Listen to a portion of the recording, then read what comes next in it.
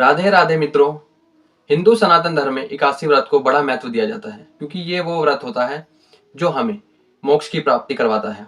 और इस व्रत के बारे में स्वयं भगवान विष्णु ने भगवत गीता में कहा है, मैं वृक्षों में पीपल हूँ और तिथियों में एकादशी हूँ, इसलिए इस व्रत को इतना महत्व दिया जाता है। अमाल की एकादशी, आज के दिन अमाल की एकादशी मनाई जाती है। ये एकादशी फागुन मास के शुक्ल पक्ष की तिथि को मनाई जाती है। इस एकादशी को हम आमला एकादशी या रंग भरी एकादशी भी कहते हैं। रंग भरी एकादशी इसलिए कहते हैं क्योंकि वृंदावन में आज जितने भी मंदिर होते हैं उन सभी में भगवान श्री कृष्ण और राधा रानी के साथ रंगों की होली खेली जाती है। और वहां पर जितने भी श्रद्धालु आते हैं और जो मंदिर के पुजारी होते हैं वो उन सभी पर भगवान श्री कृष्ण को चढ़ाया हुआ जो रंग होता है वो उन सभी पर डाला जाता है। इसलिए इस अमाल की एकादशी को इतना महत्व और इतना प्रेम भाव प्राप्त है। इस एकादशी के बारे में हम एक कथा के माध्यम से जानेंगे कि इस कथा की उत्पत्ति कैसे हुई है और इसको इतना महत्व क्यों दिया जाता है।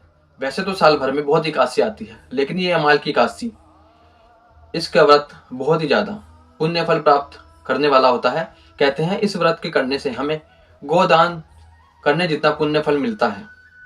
इस व्रत के बारे में जो हमें पौराणिक कथा सुनने को मिलती है वो है भगवान विष्णु और ब्रह्मा जी की।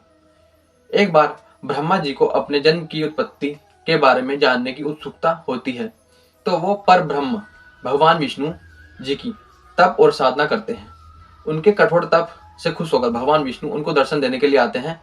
तो जैसे ही ब्रह्मा जी अपनी आंखें खोलते हैं तो सामने विष्णु जी को खड़ा पाकर ब्रह्मा जी की आंखों से आंसू बहने लगते हैं और वो आंसू विष्णु जी के चरणों पर गिरते हैं। उनके स्पर्श होकर वो नीचे भूमि पर गिर जाते हैं। जैसे ही वो आंसू नीचे भूमि पर गिरते हैं तो भूमि से एक छोटा पौधा निकलता है जो होता है आंवले का।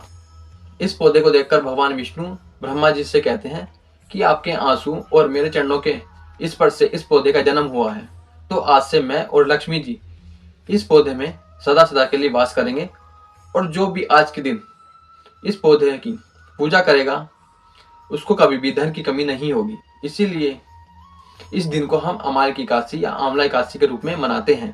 आंवला भगवान विष्णु को बहुत प्रिय है, इसलिए आज के दिन आप मंदिरों में या भगवान विष्णु को आंवला चढ़ा सकते हैं और आप खुद भी आंवले को प्रसाद के रूप में ग्रहण कर सकते हैं।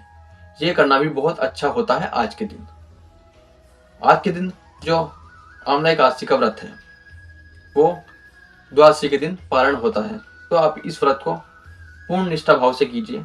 भगवान विष्णु की कृपा आपको जरूर प्राप्त होगी। अमाल की एकादशी की जो व्रत कथा है वो आपको कैसी लगी है एक बार कमेंट करके जरूर बताना।